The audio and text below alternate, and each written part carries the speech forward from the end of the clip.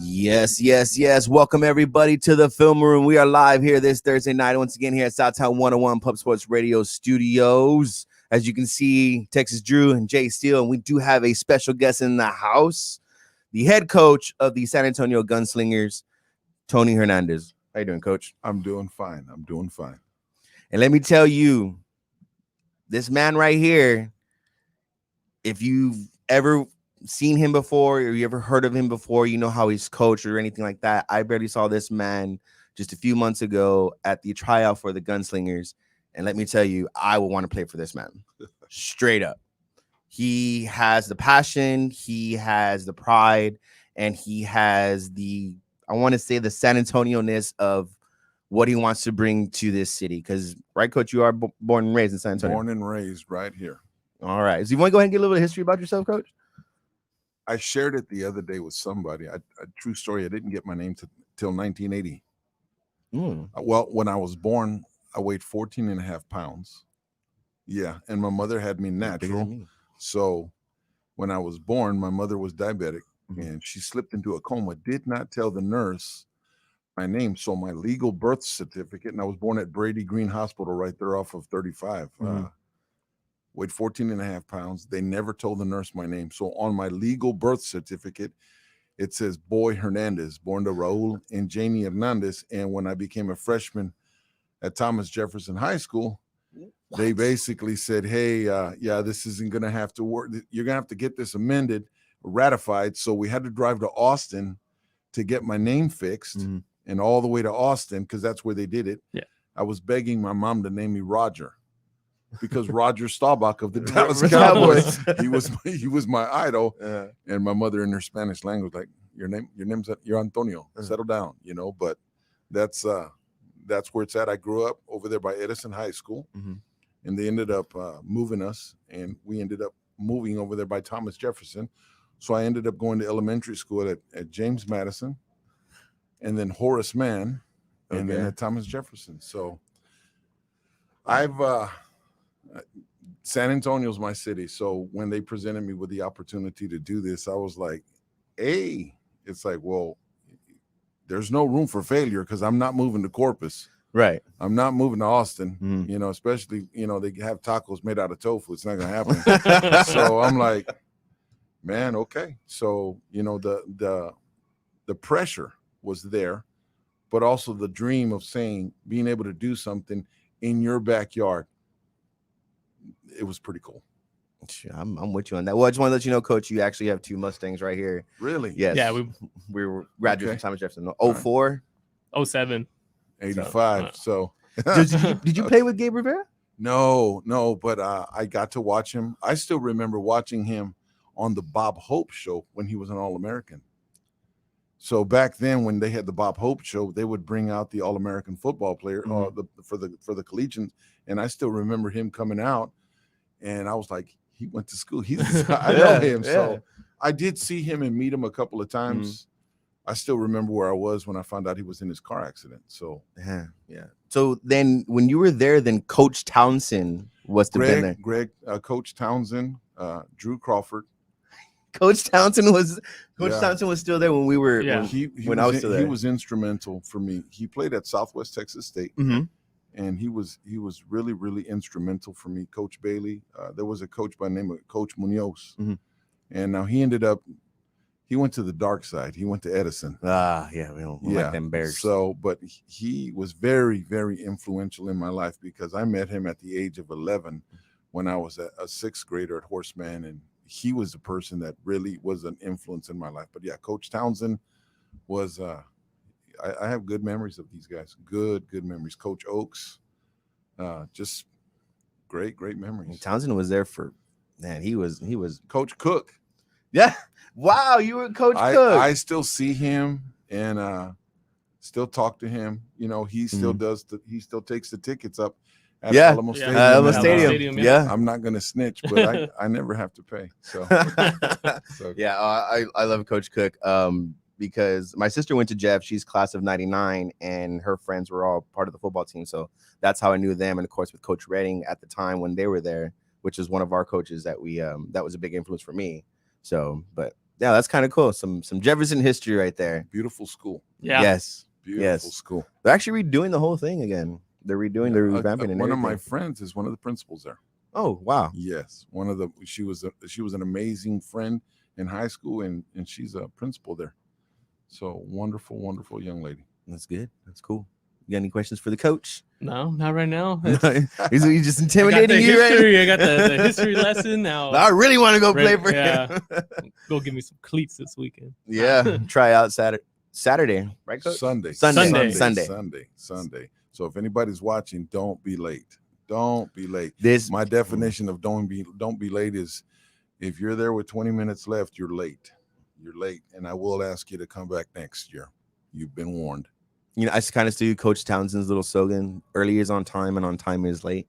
Yeah, and you'd be surprised how these guys put their fingerprints on the way you see things in life. Mm-hmm. You know, I wish people understood the value of the teachers and the educators that we have, especially during this time, because a lot of the things that I approach coaching is Coach Cook, Coach Crawford, Coach Bailey, Coach Munoz, guys that really got on me, and they don't allow coaches to do what they do to us men. Right. Yeah. Oh yeah. Yeah. Coaches are strictly coaching nowadays. They don't have or if they have the teacher degree, sometimes maybe they'll do a class, but that was a big thing that we got out of that day we went and we were shooting some film and video the day of the tryouts. The first one is just the way you are as a coach reminded us of back in the day and how coaches not only, I mean, they were teaching you on the field, they were teaching you how to play, but just how you motivated them and inspired them. And while you were talking, you can see all of them, they wanted to be better and do better. Yeah. While you were talking to them, and that inspired it, and it brought us a lot back to like us back in the day. Brought us home. Yeah, I mean, you know, your football coach is like, I mean, your second dad. You know, growing up, that's how it was for No, you're right. Of us. Yeah. You hit it on the nail because a lot of the times people don't understand, and some people don't raise their hand and say it. But in many ways, the father figure is that coach. It's that math teacher. It's somebody in the educational world that says, "Hey, listen, I'm going to fill a void." Young people don't always talk about it. They don't bring it up and say, "Hey, listen, I have a disconnected father or I have an absentee father." You know, for me, my father left me when I was 6. So I immediately identified with the coaches. Mm-hmm. So one of the things that I tell the football players is, and they come out here thinking it's all about X's and O's. And like I told the ownership, for me, if football is 50% X's and O's, but if I can get you to register and understand, for you to be a good football player, you have to be a good man first. Yeah. And you can't be selfish, because if you're selfish in your lifestyle, you're going to be selfish on the football field. If you're a quitter in life, you're going to be a quitter in football. So one of the things that I'm going to do is I'm going to help you become a good football player, but I want to help you become a better man. And if I can help you grow as a man, then the rest of it all falls into place. Yeah. It's the universe, and it's got its protocol.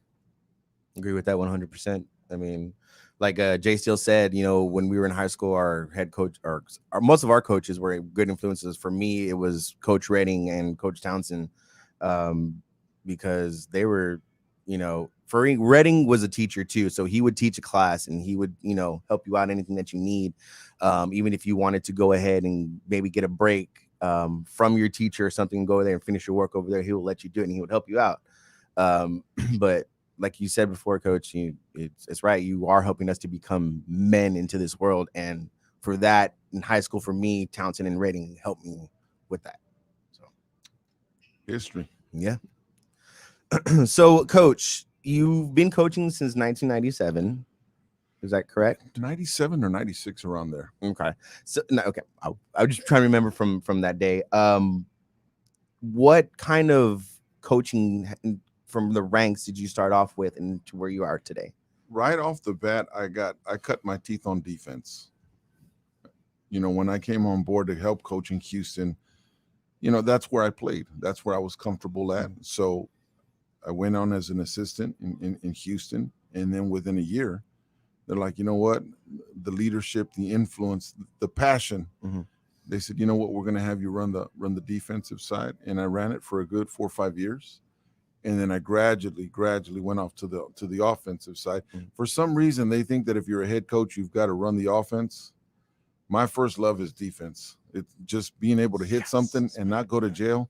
It's a great feeling, you know. Yes, it's a great feeling. Yes, it is. So that's where it started. And I had an opportunity to coach some guys in Houston that were just ruthless. I had a guy by the name of Will Thomas, Flavius Taylor.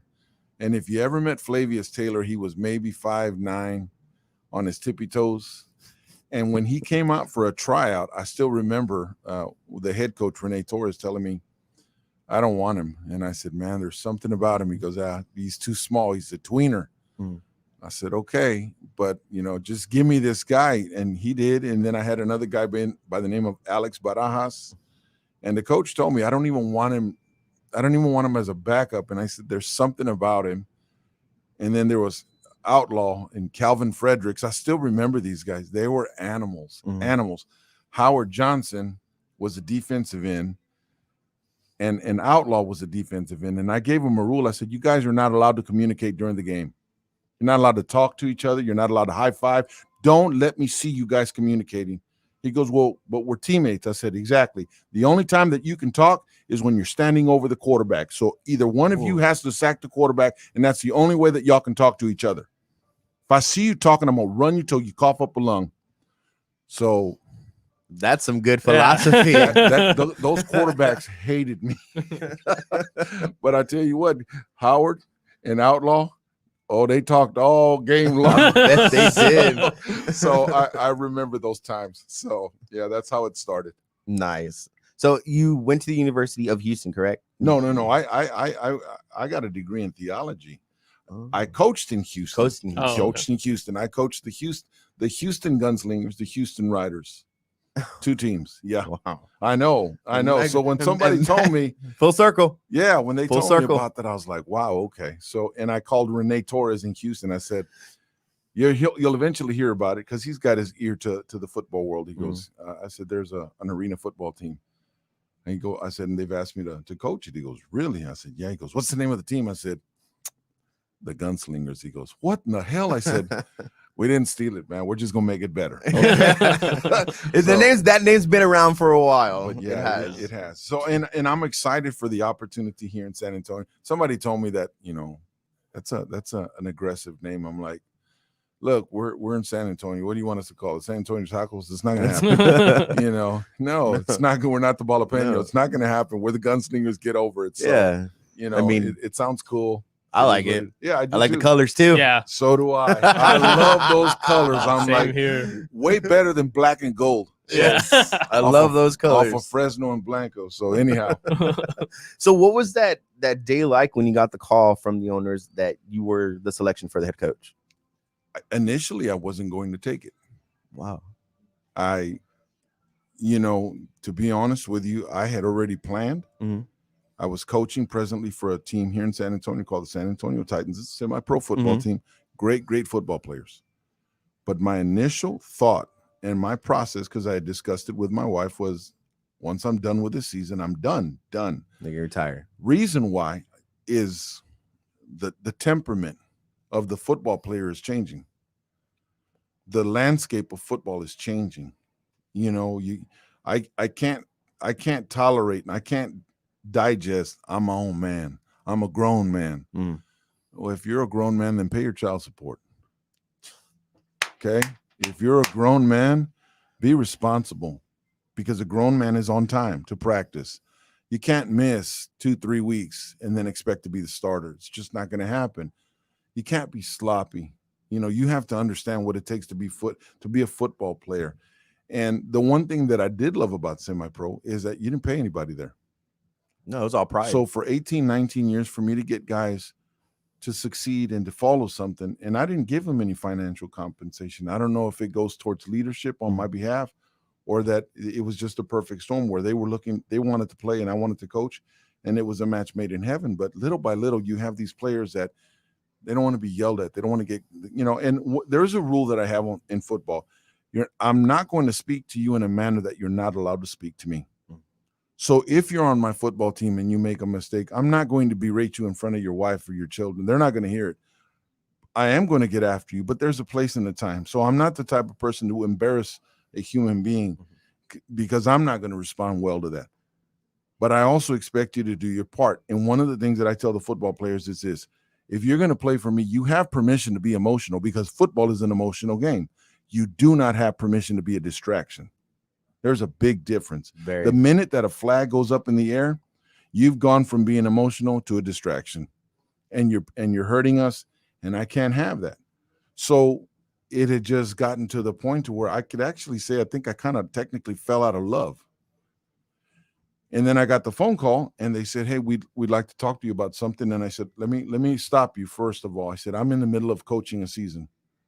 I said, "And I'm not about to get up and leave the team that I'm coaching because they're a good group of young men, and that's just not how I operate.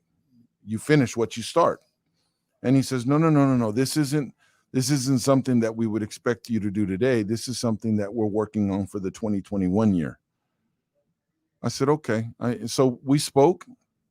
I talked to my wife, and immediately after I spoke to my wife, I spoke to the owner of the San Antonio Titans because communication is paramount, and he should be one of the first people to know, hey, just letting you know I was approached by this. I'm giving it some thought. And if I do, you'll be the first one to know. So that's actually how it happened. And I discussed it with my wife, and my wife was the one that said, "You should do this." I said, "What?" She goes, "You should do this." I said, "I don't know." And she says, I think you should. So sat down, I thought about it, gave it some prayer, and, looked at it from different angles. And I'm comfortable with 11 man. That's where I've cut my teeth. I've coached a little bit of 6 man, but when they talked to me about this and I started researching and YouTubing and stuff, and I said, okay, I can do this. The reason that I embraced the opportunity was the opportunity of saying I'm trying something. And for the last 18, 19 years, I've done something for free. And for somebody to say, I'd like to give you an opportunity and I'm willing to compensate you, it's kind of a vindication for a man of saying, so I was technically good at this. I wasn't, maybe I was better than I thought I was. Right. Because somebody's willing to say, hey, you know what? We're willing to put you in this venue, compensate you, surround you with a coaching staff, compensate them. So I'm not a stranger, like we all agreed. We're from San Antonio. Yeah. I've seen teams come and go. Right. Yeah. So I'm not an ostrich with my head in the sand. I'm fully aware of the possibilities of this thing not working. Right. But I also know that, if you're smart as a man, you learn from others' failures. It's the best way to learn. You learn more from losing than you do from winning. So if we can, and that's one of the things that I told the ownership, I said, take it smart. Don't overspend. Don't overspend. Don't overcompensate. Don't overstretch. Take it with a red light, green light. If it's green, keep going. If it's red, stop. Don't pour no more money into it. If we do that, and if we find the right kind of players that San Antonio can say, okay, yeah, I'm proud of this. Yeah, I'll come see these guys again. Yeah, there you go. Is this your first time starting with like a brand new organization, like the first year going into it? Up? Yeah, I would say yes. Yeah, there was a couple of, 1 or 2, but nothing to this magnitude. Nothing to this magnitude and stuff. So, there's pressure, and there's things that I don't like about it already. I laugh about it, but I try to exercise 2 times a day. And I try to do, 3 to 5 miles a day in cardio. And I was at the weight room, and I tell my wife, because I do a thing called a deck of cards once a week. So I get once a month, I get a deck of cards, and I'm going to put a set of weight, and I'm going to do the entire deck of cards. It's going to take me at over 300 reps. So I was on the leg extension, and I see this guy staring at me, and in the gym, it's, if they're staring at you, it's because they want the machine. Right. Yeah. So the guy finally gets close, and I had already gotten my, what do you want? And I was prepared, to give him the back up. This is my machine. You wait till I'm done. And that's when he goes, if you don't mind me interrupting your workout, I'm like, how can I help you, man? He goes, are you the coach of that arena team? I'm like, oh, yes, I am. He goes, man, can I shake your hand? I'm like, oh, yes. Yeah. So I had to go back from, what do you want? My yeah, to, hey, nice to meet you. So It happened at HEB. So it's a little uncomfortable where, it's kind of like, well, there goes my ability to be grumpy. And my wife told me, she goes, that's so, and it's okay, but sometimes it's being professional head coach has to be professional too on the outside exactly. as well. And I can't ask of my players what I'm not willing to ask of myself. Mm-hmm. So I can't ask them, hey, be examples, and I'm not. So it's a little bit difficult. Yes. Tony Hernandez. There's a guy named William here. Okay. Uh, William's a lineman. I don't know what the heck he's doing here. So did y'all invite him? no, he must have saw the video. No, we Yeah, can- Big Willie just wants to join you now. Yeah, I no. guess so. No, he wants a free meal, man. So he's the guy that had better be able to exercise better. So anyhow, Okay. So now the owners are San Antonians as well, is that correct? they are. Well, there's one from New York, but we'll forgive him. Oh. Nobody's perfect, Exactly. So yeah, he's up from New York. Well, the expectations, I know, especially from what we saw on that day, are freaking high for you when it comes to the Gunslingers. What else can, let's say, for the folks who are actually coming out on Sunday, what can they do to basically shine and put themselves basically in that category where they sort of get that call? Oh boy. Eesh. Okay. Here's what I tell people, and I've said it multiple times. I'm not looking for the best guy. I've learned in 19 years, you do not look for the best players. You look for the right players. You look for the right players. And one of the things that I tell people is if you're slow, I can help you get faster. If your technique is bad, I can help you get your technique better. There are a lot of things that coaches can do. Right. Get you stronger, get you faster, teach you your reads, your progressions. There's a lot of things that coaches can do. But if you have an ugly attitude, if you have a fractured character, you're not going to make it on this team. You're not. One of the things that I tell football players, and I've said it for 19 years, I'm either going to make you better or I'm going to make you leave. But I'm going to make you do something. And what people have to understand is this. You want to come out here, please don't think, well, I ran a 40 and a 4.4. We had a couple of guys that did that. Well, everybody runs a 4.4 when nobody's about to hit you. Hell yeah. But when somebody's about to lay a hit and you've got to cross the middle, are you still going to go that 4.4? Or are you going to go 4.4 when you know the route's not coming to you? Are you the kind of guy that's going to take the play off? Right. Are you the type of guy that can't shut up? And the referee, you finally get on the referee's nerves. And guess what? His neutrality just went out the door because you don't have the ability to shut up. Then you're not our guy. If you're the kind of guy that's going to get on Facebook and throw a temper tantrum because you didn't get your 5 catches, you're not our guy. You're not our guy. You're not San Antonio's guy because that's not how we operate in this city. If you remember one of the championships, David Robinson was backing up, or he wasn't the star. It was Tim Duncan. Mm-hmm. And guess what? When they beat New Jersey in the finals, he was cool with it.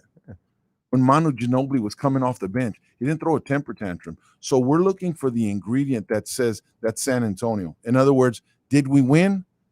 Yes, then that's all that matters. It's all that matters. Looking for that familia. We're looking for the guys that are all about we, not me. Man, that's I'm ready to go. I'm right. I mean, I'm ready to freaking go. Is it Sunday yet? That's San Antonio at its heart. When it comes to all sports, and when you think of San Antonio sports, that's what it is. Spurs, they the It's not a- freaking foundation. Yeah, as a city, we've never been a selfish city, No. and No, that never. says it perfect. We're not looking for the best guy. We're looking for the right guy. That's One of the things is that what got you here is not going to keep you here. Yeah. Right. And I tell that You got to to keep every improving. team. What got you married is not going to keep you married. What got you hired is not going to keep you hired. You have to understand that as a man, you've got to constantly grow. You got to grow in your relationships.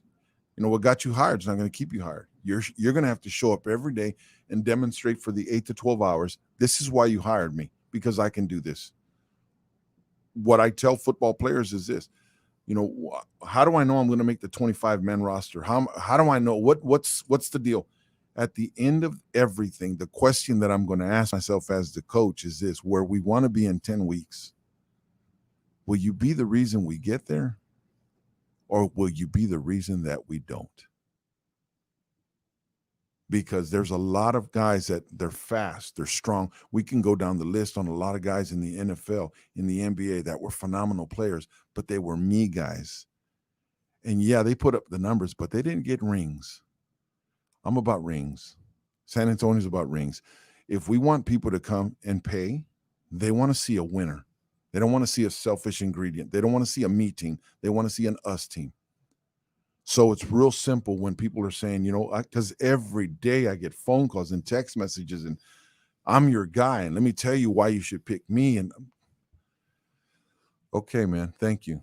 Okay, thank you. Thank you. But you still haven't told me about what you're willing to do for the community. Tell me are you willing to go with me to a hospital? Are you willing to go with me to Emerson Middle School and speak to 99% of African-American young men and talk to them? One of the things that I want to do with this football team, that's a professional football team, I want to integrate them with 1 or 2 practices where I'm going to have them practice with the Bexar County Spartans. Who's that? It's a Pop Warner team.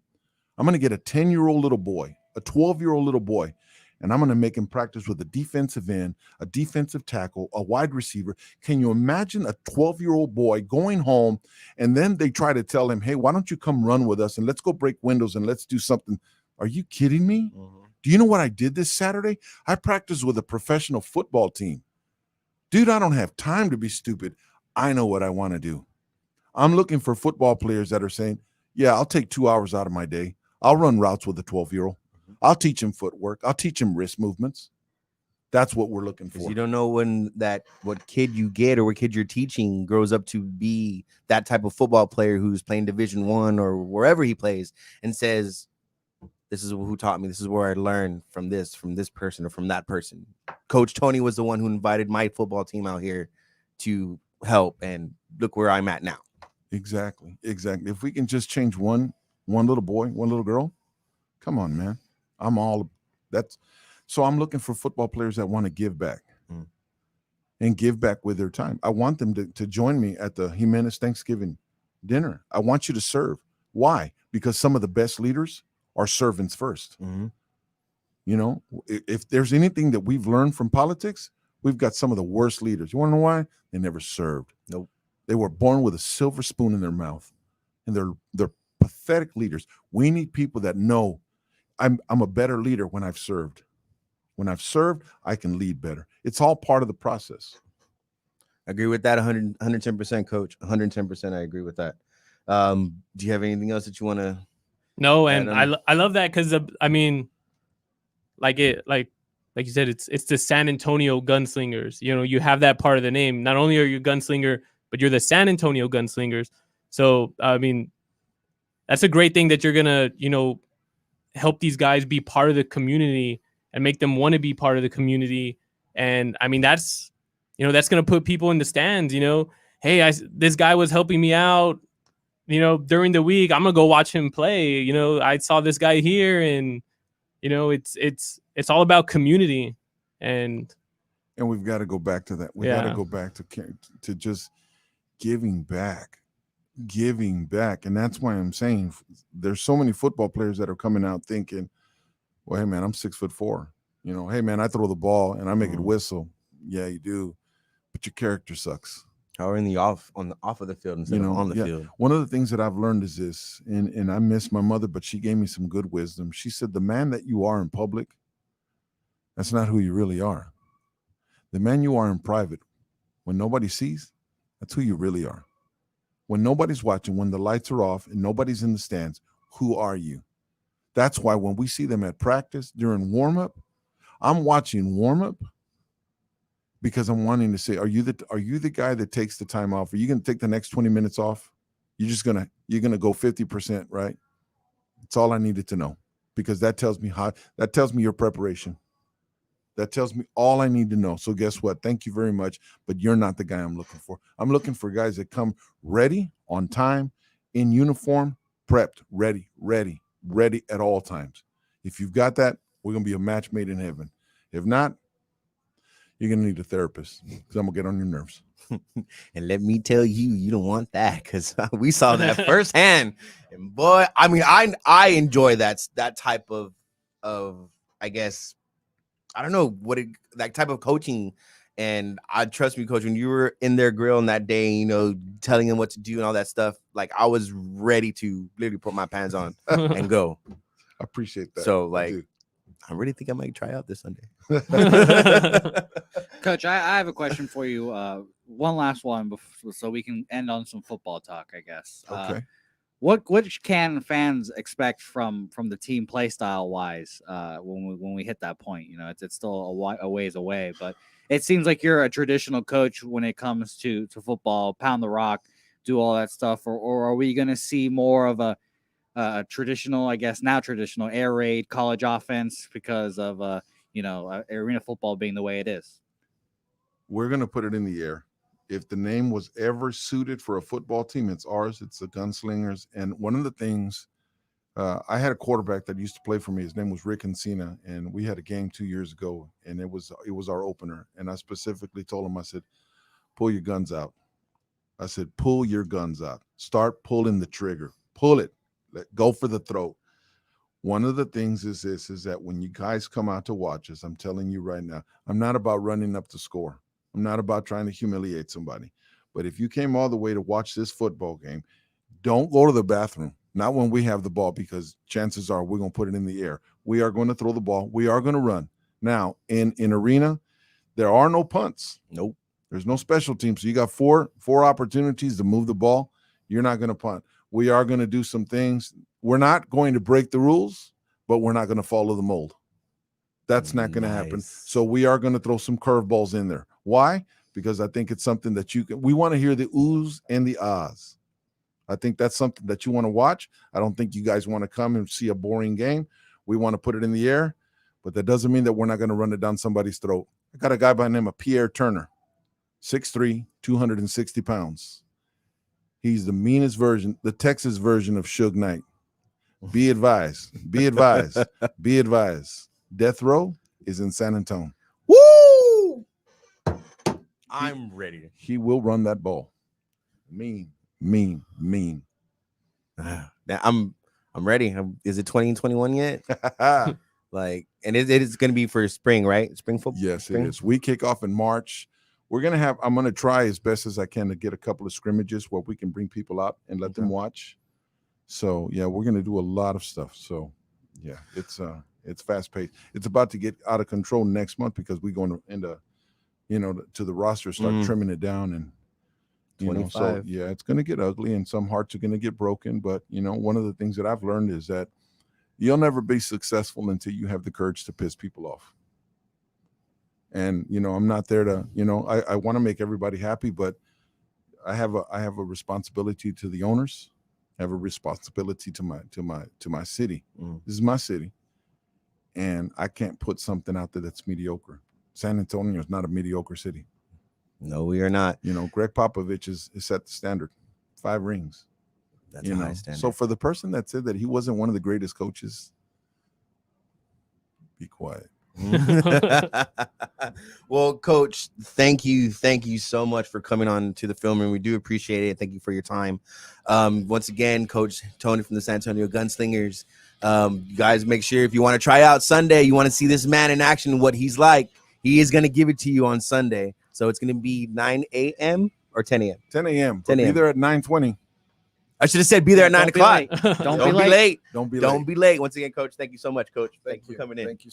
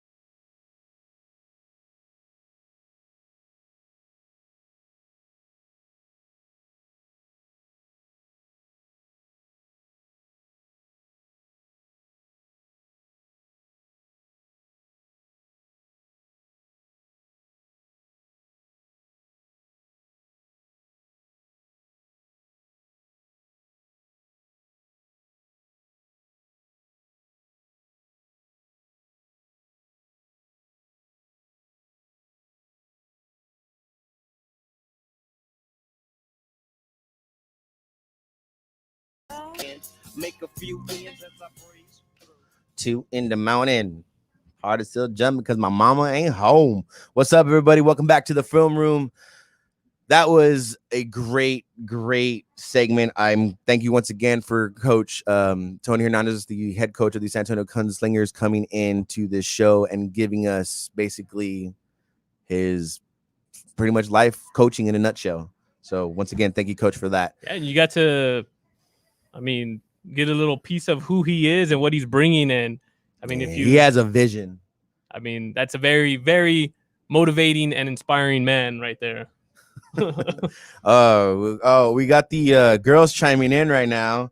Ari Gold said, Andrew, you better try out. And then Amanda Oregon said, well, I will kill him if he does. So, but she ain't gonna be there that day, is she?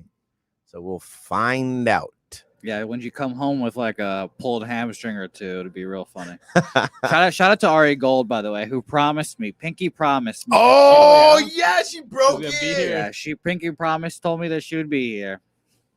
Real shame. Called you out. Real shame. I hate Called to see you it. out. But yeah, let's go ahead and get into it on the cinema side of the show. DC fandom. Boy, did it freaking rock over this past weekend. And 22 million viewers within 24 hours. They brought it. And everything we wanted to see and hoped to see, they did not disappoint. They dropped so much. More than what you kind of thought. Yeah. Like we thought we were gonna get a little bit of this, a little bit of that, but no, like they brought it to you, and pretty much Marvel hasn't brought nothing out, so they blew Marvel out of the water over this past weekend with DC fandom. I honestly think Marvel's probably shaking in their boots and scrambling to put something together to compete with what went down. Friday, Saturday, even into Sunday. It was something. Yeah. It was something. And I want to kick it off with, finally, we got some, and we were talking about Batman and all that stuff in Suicide Squad. What really I wanted to wait and see was Black Adam. Over 10 years, this movie supposedly has been coming out and supposed to get to us and all this other stuff. And finally, we're going to get it.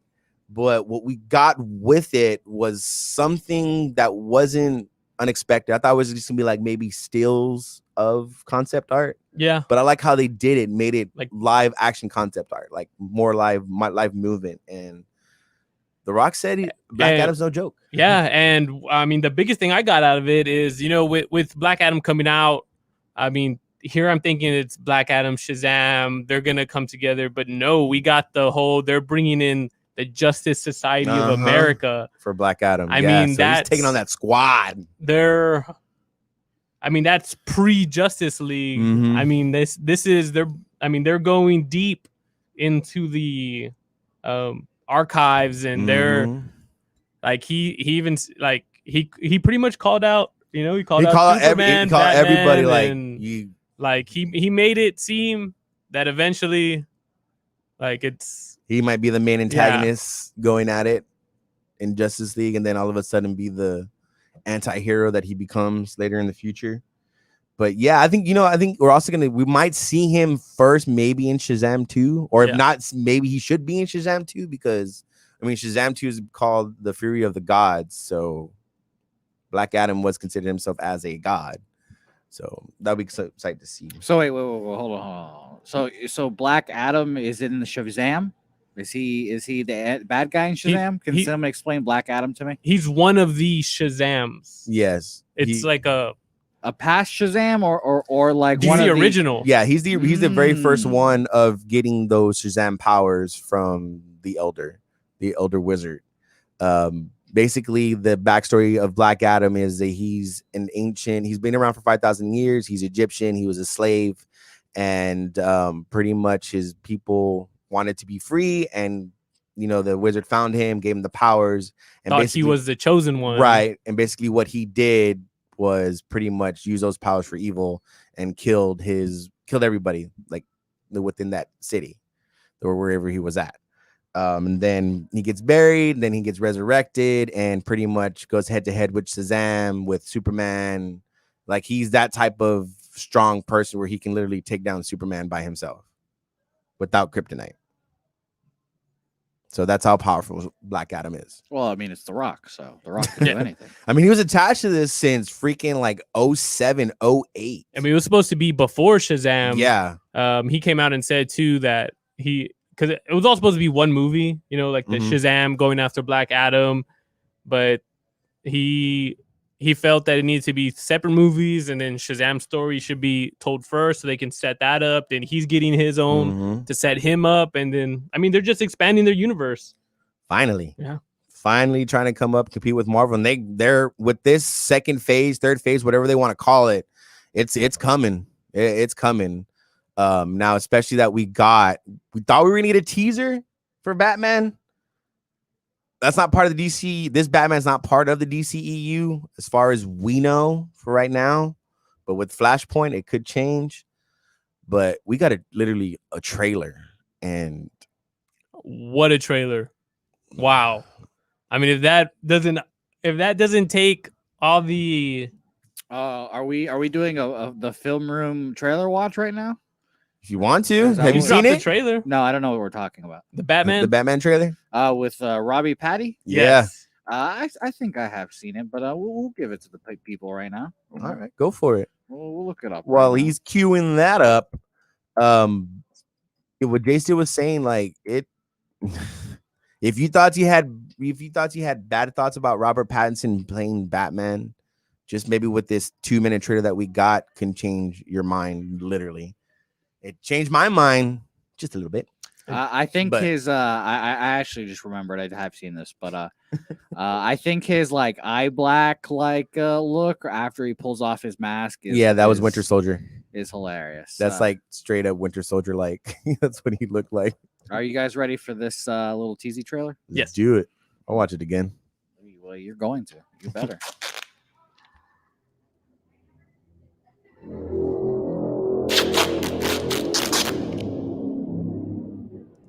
I'm assuming this is the right one. Yes.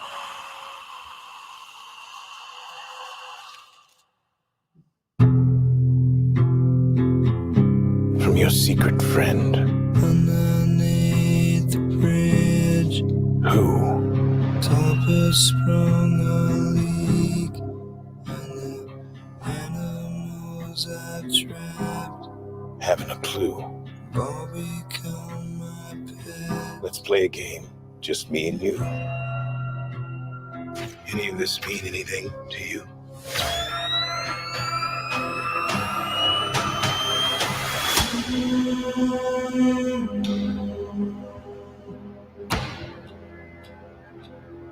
You're becoming quite a celebrity.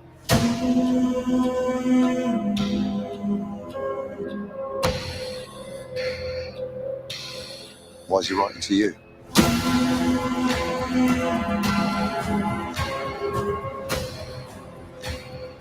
If you are justice, please do not lie. What is the price for your blind eye? The hell are you supposed to be?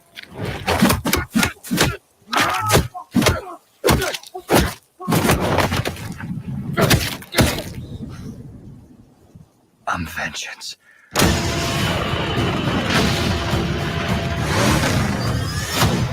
Whoa! This guy's crazy.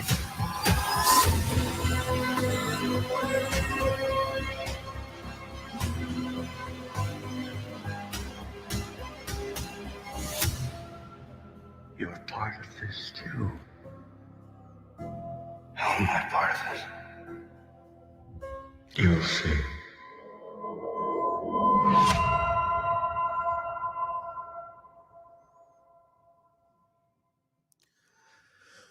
Yeah. What'd you think, Josie? All right, I have some thoughts. I have some notes. Go for it. Some questions. So first off, I heard that the Riddler is the bad guy there. There's about 4 or 5 Yeah, of them in that's this one. the main guy I guess, going around murdering, and that's the crime he's trying to solve. Right. He's the one who you see tying the guy up, leaving the notes, the duct tape. He's, I mean, almost like a serial killer, right? Yeah, Like, around those lines. Yeah. I was about to say, so is the comic book version just a serial killer? The comic book version of the Riddler is just like how he is. He's just a riddle master, and when he kind of confuses you with his riddles, and then when you're thinking about his riddles, he kind of jumps in and tries to attack you. Just a little bit of everything. Yeah. Does he have like superpowers, or we just no? throwing He's hands? he's a regular human. So we're just crazy guy. He's just crazy. So he's just an English professor, basically, and he with some taekwondo in there. Yes. Okay, fair enough. Fair enough. Who were the other bad guys that we saw? We got Penguin. We got Carmine Falcone. Penguin, played by Colin Farrell, which you saw that guy in the rain. Supposedly, that's supposed to be Penguin. Looks nothing like Colin Farrell. No, but that's him under all that makeup, which is I like practical makeup. No visual, no CGI on that motherfucker. Okay. We got Catwoman. Right. I was about to say I saw a burglar in there. Yeah, and that's Zoe Kravitz. Zoe Kravitz. My wife, yeah. Shout out to her. I love Zoe Kravitz. And then Carmine Falcone is played by John Turturro, who is pretty much the mob boss in this movie. And then you got a gang in clown makeup. So who can that be? Obviously, the Joker has some influence in this world. Mhm. So all right, two and a half more questions for you. Go. Well, the last one I'll save as a prediction that I need you guys to make, but we'll start here. I heard, well, I guess we get that one little line of my man Robbie Patty saying like something in the Batman voice. I'm vengeance. I'm vengeance. It's not like I don't remember who was playing. I think it was Christian Bale with the shitty I'm Batman voice. Someone knows where he is. Yeah, so that's trash right there. That's garbage. We don't want that. I'm happy that Pattinson is not like having like a raspy ass voice, and he's kind of like regular talking. Basically. It's his deep voice. Yeah, he makes his voice a little deeper, but it's not like a raspy like meme basically of the Batman voice, which I appreciate. And another thing, that line that he says, "I'm vengeance." I mean, that is homage to old school Batman. I mean, the history of Batman, he never says I'm Batman. Like he says, he always refers to himself as vengeance. Okay, we got a lot of that especially in the animated series. Yes. Okay, my second question. I'll skip to the prediction, I guess. If we get the Joker, which it seems like we are, is this going to be Joaquin Joker, or are we? Who's the Joker? Okay, there's so many. It's not gonna be Joaquin because in this timeline or in that timeline, the Joker that was done in the late 70s, early 80s, Joaquin's Joker, and at that time Bruce Wayne was a kid, so the math wouldn't kind of not add up to where when he's already up at this age with Robert Pattinson playing Batman, then the Joker's like 70 years old or something like that.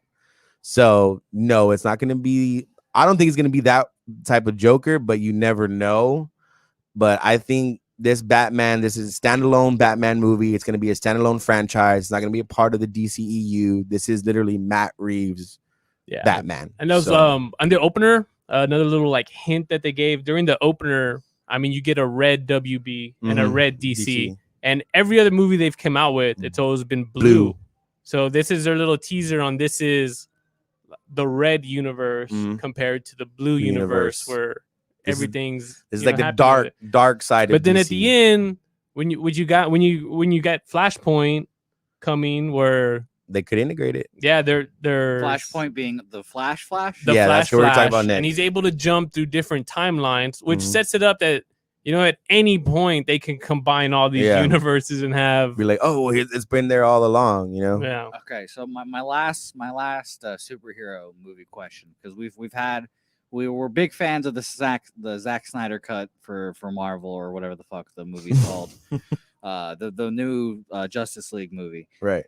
How long would you guys like? What is the limit for a superhero movie? Like if let's say if this movie 3.5 hours, you're like, fuck yeah, I'm sitting down for every minute of this. I mean, and it's I'm Lord of the Rings. 4 hours. Lord of the Rings was that. What's the limit?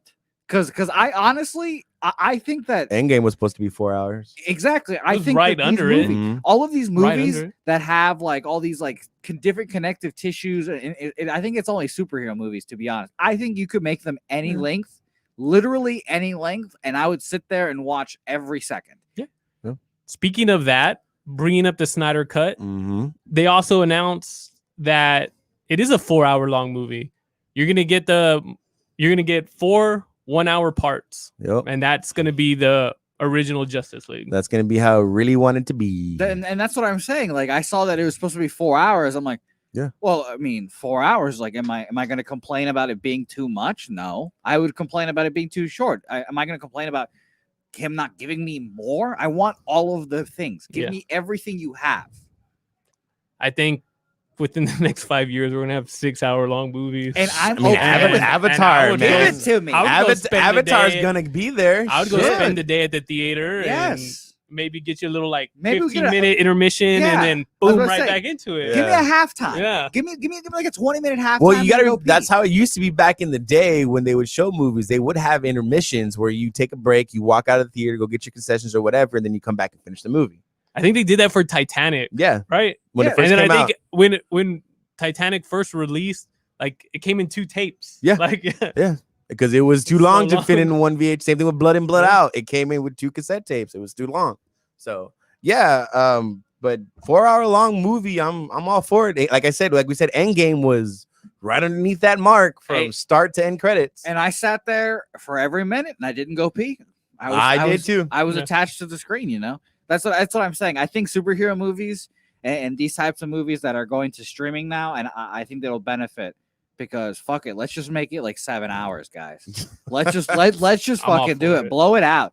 If people are going to complain about leaving stuff out, you know what? Fuck you guys. We're gonna make this Yeah. 8 hours. if you can Take everything. if you give me like 2 movies in one sitting instead of making me wait like 2 years, like why not? You know what I Yeah. mean? I mean, at the drive-in, they used to do that. Do 2 movies in one They sitting. do still do that. And guess what, Andrew? I've been there a couple times. I go to sleep during the second movie every single Well, time. I'm talking about like the old drive-in that we had here in town, where they would show the first movie and the second movie, and then they would show the first movie again.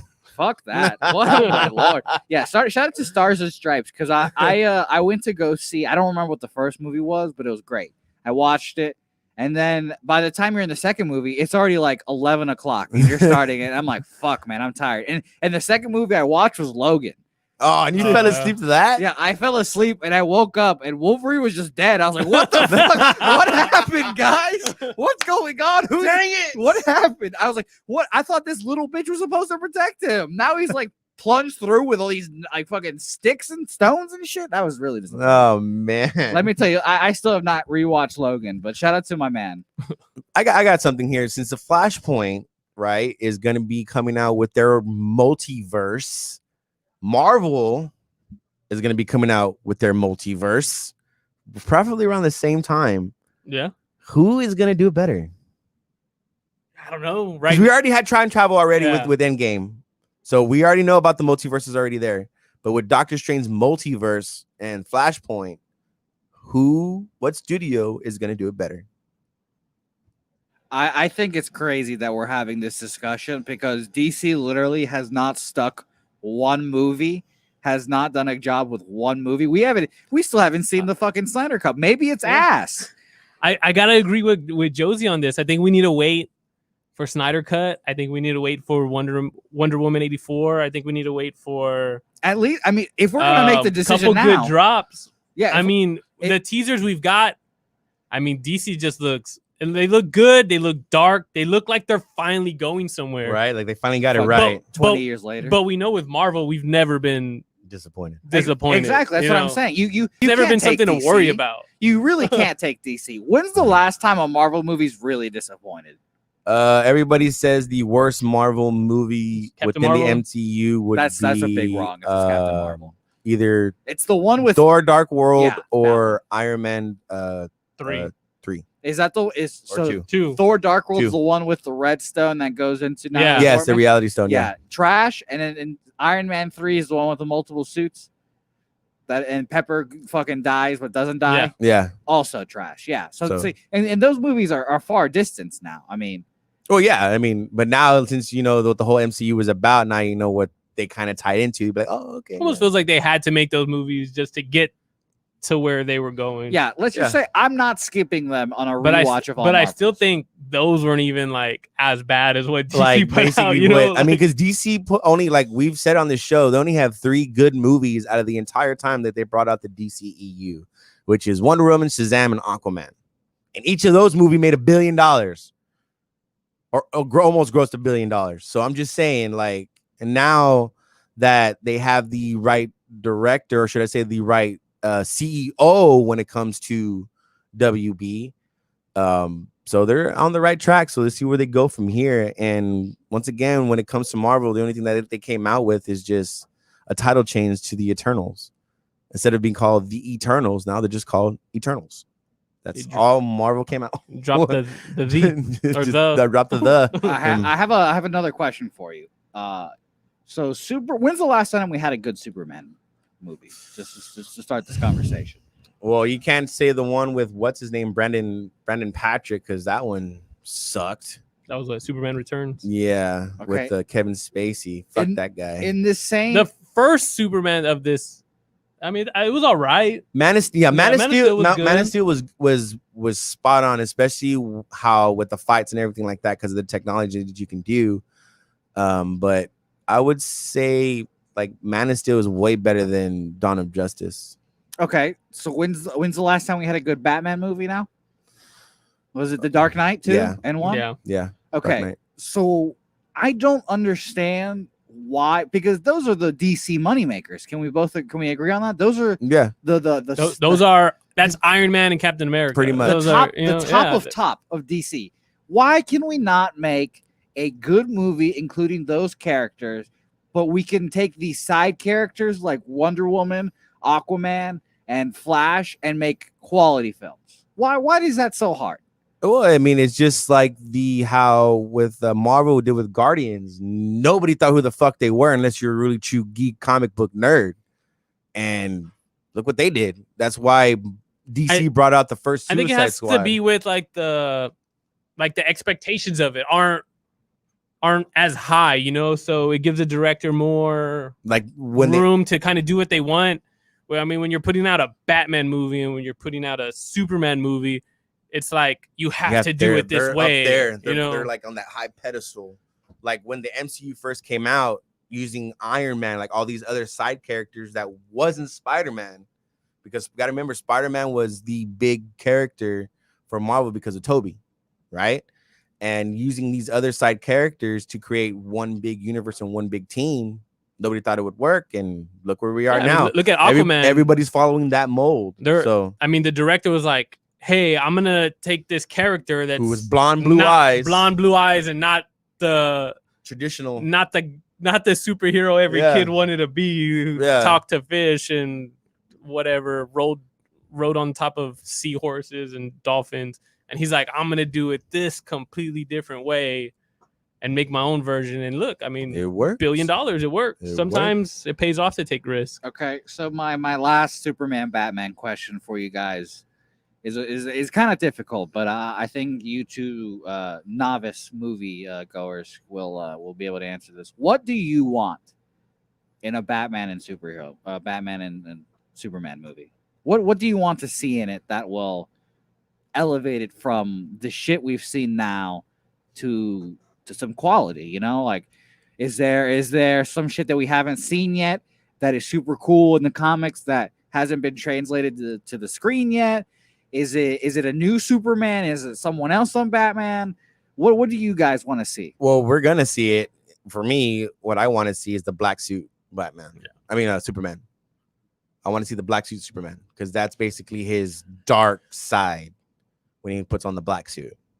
So we're gonna get that. When they first announced the Justice League and the idea of it, it was really gonna stick with the whole death of Superman that happened in the comics. Yeah. And this I mean, you get a little bit of it in the Justice League, and that was the intentions, is the guilt that Batman has from it, that he should have been the guy, you know, to make that sacrifice and do that. And that's why in Justice League it starts like you kind of tell it starts off like he wants to do this and like put this team together, and now he has to fill that role of Superman. But then it kind of like went away, and it was just a mess. But I think with the Snyder Cut, we're gonna get that. So a lot of what we wanted, I think we're finally gonna get. And hopefully no Martha, as Amanda Rogan said just right now. No Martha within the Snyder Cut. Hopefully. No Martha. He should probably be in the movie, but don't mention the name. Yes. When's it official come out again? Remind the people. It's coming out in next year. Yeah, next year. Probably within the summer. HBO Max. Mm-hmm. You have to have HBO Max. Yeah, I remember I bought HBO Max for this, and this fucking keeps getting delayed, and it pisses me off. So shout out to Zack Snyder, you bastard. You right, bastard. But I mean, taking away from what we saw from DC fandom, like they're coming with full force, and they're not gonna stop. Suicide Squad, man, we got a little glimpse of Suicide Squad that just looks insane. Dude, insane. James Gunn, you know what he's done with the Guardians of the Galaxy. Like I said before, nobody knew who they were, and they gave it to James Gunn, and he put them on the freaking map. Another Marvel movie that literally almost grossed him $1 billion. And now that they got him doing this Suicide Squad, because you got to remember when they did the first one with Will Smith and all them, that was supposed to be like their Guardians of the Galaxy, and David Ayer did a hit and miss with it, but it wasn't really true to the form. This Suicide Squad looks true to the form, and I mean not even with having the black and red with Harley Quinn and all that. Yeah, but pretty much every costume that these characters and these are crazy characters that he's bringing out, but their costumes are like literally taken from the comic books. As stupid as that might, like Polka Dot Man. Polka Dot Man, yeah, he's literally Polka Dot Man. Like you see him on the screen, and of course, Polka Dot Man is an old school Batman character, but like he's there. John Cena's character, Captain, what's his name? Captain something, which is Peacemaker. Peacemaker is his name. And he has the shiny helmet and the stupid wannabe Captain America suit, right? It's like the douchey version of Captain America is like what he is. And then of course you got Rick Flag being Rick Flag, not the whole military boy that we saw in the first one. It's just I'm ready. And the trailer, it wasn't a trailer, it was more like a behind the scenes feature. And every actor has been saying throughout that behind the scenes feature of don't get too attached to these characters. Yeah. Has that Game of Thrones vibe that anybody can die. Who's gonna fucking die in this film? So I'm ready for it. And even James Gunn himself said that this is one of the most big movies he's ever done. This is the biggest thing he's ever done. So that's saying a lot, especially coming from Guardians and Marvel. Yeah, because Guardians was his baby. You know, he created that. He wrote it, directed it, put it together. That was his baby. And for him to kind of say this now is the biggest thing he's ever been a part of and got to do says a lot. It does. And that's coming out next year. We're going to see it. And I'm pretty sure everybody's going to go to the theaters for that. That's going to be, I would say, Warner Brothers' top grossing movie of next year. Is Suicide Squad Kill the Justice League? Is that what it is? No, that's the video game. Yeah. Okay. That's the video game. All right. I'm watching the trailer then. The video game. No, I'm watching the other trailer now. Oh, okay. The behind the scenes kind of. Yeah. The thing where it's basically like comic booky and they're showing all the actors and whatnot. Yeah. Are we sure this is gonna work? Because I just saw my man Polka Dot Man and that's the point. That's the point. And he's on the chopping block. Like I don't think he's gonna last through the whole film. He might be the first ones to go. But the thing is that this is what James Gunn does. Yeah. He literally makes the comic book and bringing it to life. He did it with Guardians. And of course, Guardians wasn't the original Guardian cast, but some of them were in there, like Yondu, who's the original Guardians of the Galaxy. He was in Guardians of the Galaxy. Of course, Rocket and Durax, they're all somewhat originals, but this is what James Gunn does. He knows his shit because he's a nerd himself. He loves comic books himself. He said it first when he was with Marvel that I'm that nerd. I am that guy. And he is the right man for the job. And when Warner Brothers got him. They got the right guy for the job for making this movie. It's gonna be crazy. It's gonna be crazy. It's gonna be weird, but it's gonna be good. It's gonna be I mean, good. dude, it's like awesome. Oh yeah, that's you watch it. It's straight costume straight from the yeah, comic crazy from the book. comic book. Look at there's we're playing freaking it. Javelin. If you're watching it, we're playing it. I muted it so we can have this conversation. Like, I mean, I love how they got Harley Quinn right, Margot Robbie with the freaking red and black. Shout out colors. to King Shark or whatever the fuck that guy. That's another one I'm dying to see. Hilarious. That's looking another person. one I'm dying to Absolutely see. Hilarious. He looks like the funniest thing I've ever seen in my life. That better be Vin Diesel voicing that. That better be No, because Vin Diesel does all those fucking. No, characters. you're right here. This is the guy who's playing him. Man, oh my goodness. I wish Like, I wish Vin Diesel was just every inanimate character that doesn't speak. Like Groot. I need him to be Groot. But now I need him to be like the DC version. Now I'm the Shark King or whatever the fuck he's gonna say. I hope that man does not speak one bit. No, yeah, King Shark has a mouth on him, and he's actually one of the original members of the Suicide Squad. Yeah, so that is fucking cool too. You see him on, of course, some of the WB show, the Arrow universe, right? Or Flash. He came out on Flash a few episodes, a few times. So I mean, it's but super CGI, super super television-y, but this one's something. Like, I'm dying. I'm ready to see it. And knowing James Gunn, he is the man to bring this movie to life. And a lot of people are gonna be like, this is way better than the first one. And they're gonna be. So 2021, probably in the summer. Not an official date, but it's coming out next year. So, like I said, DC brought it. They brought it with this DC fandom, 22 million viewed in for 24 hours to see this fucking shit. So don't fuck it up. Right? That's all you can say. That's all you can say. Don't you got our hopes up. If you do it, if you fuck us again, we're gonna say fuck you forever. Fuck it up. Don't. Well, you know how we always do on the show, we have those type of abilities or type of questions or whatever. I got one for you guys right here. You have $100, right? And forever, anybody still watching, if you have $100 to pick characters for an upcoming MCU movie, okay, who would you pick? For $50, you get Galactus, Wolverine, Falcon, Daredevil, Deadpool. $40, Black Panther, Fantastic Four, Miles Morales, Spider-Man, She-Hulk, and Peter Parker, Spider-Man. $30, you get Venom, Winter Soldier, Mrs. Marvel, Scarlet Witch, and Quicksilver.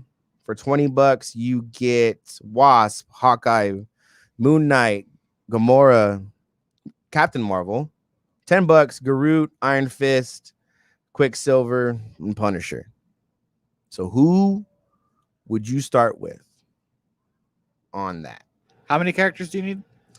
You can only spend $100. So it doesn't matter. Well, just give me Ant-Man, and then that's all I need.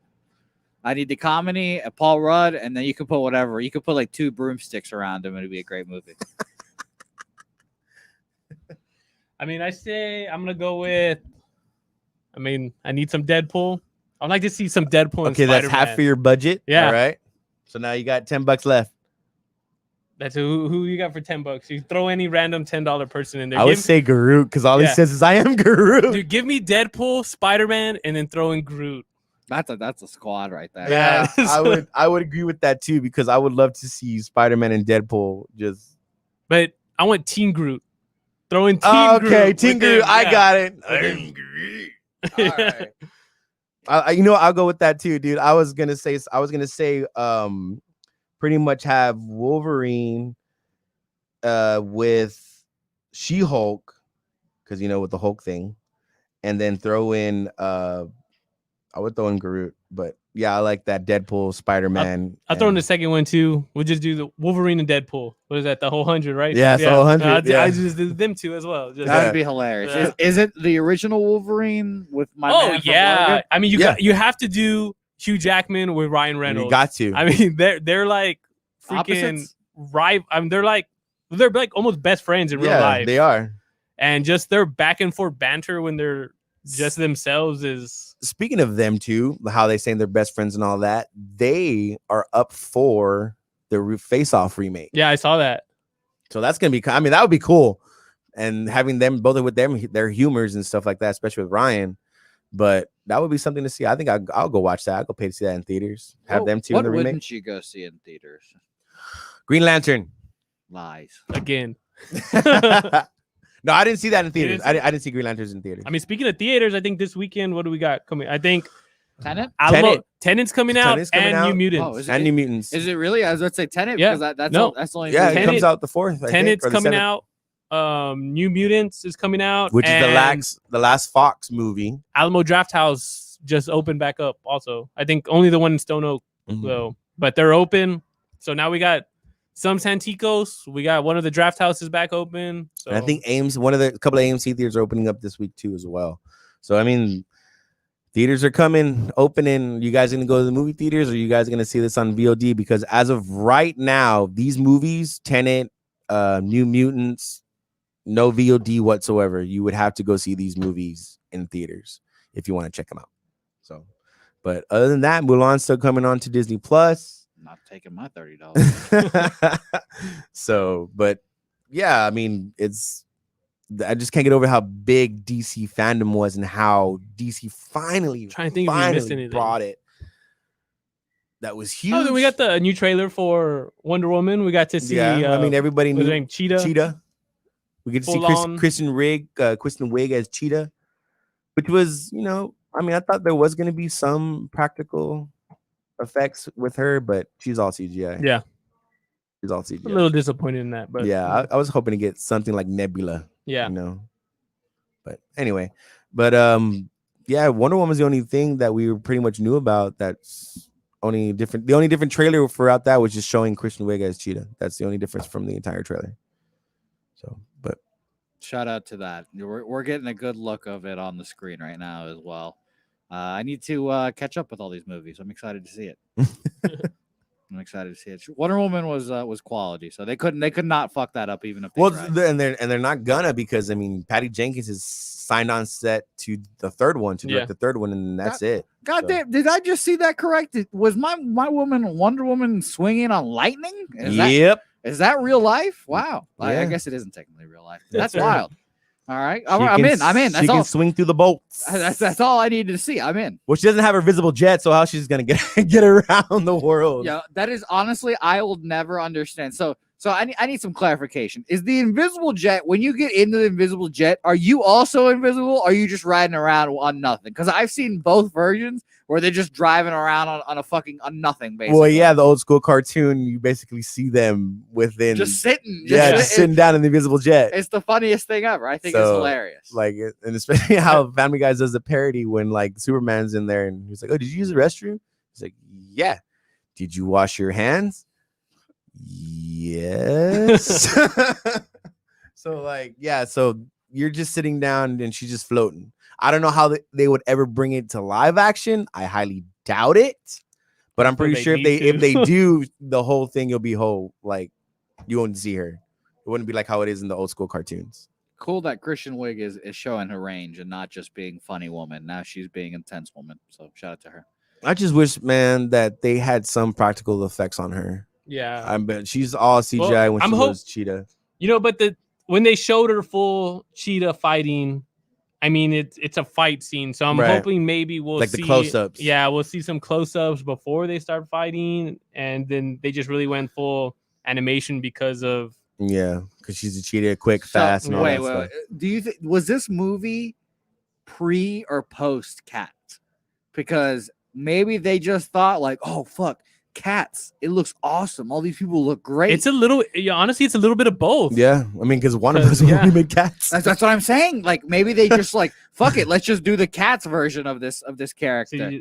And they just didn't, and they didn't know. Like they were like, who knows? This looks great, but that looks funny. So again, more comic book questions, because I feel like I'm the conduit to the people that don't know as much as you guys when it comes to comic book. Does Cheetah literally just turn into a cheetah and that's about it? Is that what we're working with here? Yeah, I mean, it's like you ever seen Thundercats, Chitara? No.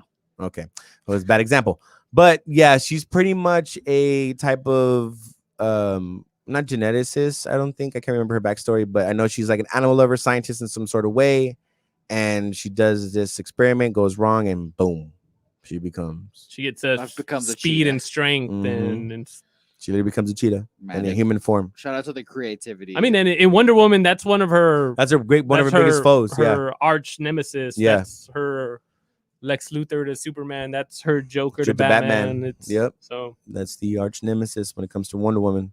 So, and I mean, a lot of people are excited about it. But another thing, people are like, how can you bring back Chris Pine's character when he died? did you hear about that rumor? Yeah, it could be in her mind. Yeah, that's all in her head through the whole movie. Throughout the whole movie. She just having those post-traumatics of losing him and through all these years, and all of a sudden he just boom pops back in her head. So, but I mean, I'm like I said, I'm excited to see any of these movies coming out. Wonder Woman is going to be the next one coming out this week, so we'll see where it goes from there, and then everything else coming out next year. So we'll see where it goes. But yeah, it was pretty much a whole DC fandom show today when it comes to the cinema side. Quick on the sports side, we did get, like I said, thank you once again for Coach Tony coming in. But the playoffs of the NBA, props to them and what they did yesterday, because of everybody knows of what happened over this past weekend. But I want to get on to pretty much the entire sports world did it. Baseball did it. Tennis did it. Football, NFL didn't have practices. Like, props to them, to all the athletes of just standing up and for what they believe in. So pretty much no sports talk today, but props to them for what they did. Once again, I'd like to thank head coach for the San Antonio Gunslingers, Tony Hernandez, for coming in. We are going to be back here next week, live here in the film room, Southtown 101, Pub Sports Radio Studios. Texas Drew, Jay Steele. We'll see y'all next week. We are out. Peace.